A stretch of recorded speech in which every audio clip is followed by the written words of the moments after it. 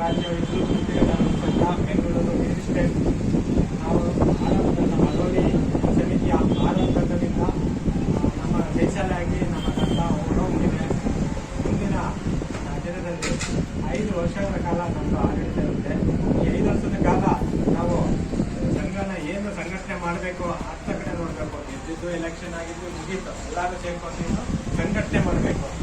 ಏನು ಸಂಘದ ಬೆಳವಣಿಗೆಗೆ ಸ್ಪಂದಿಸಬೇಕು ಎಲ್ಲರೂ ಅಂತೇಳಿ ನಾನು ಮಾತುಗಳನ್ನ ಆಗ್ತಾ ಮಾತುಗಳನ್ನ ಮುಗಿಸ್ತಾ ಇದ್ದೀನಿ.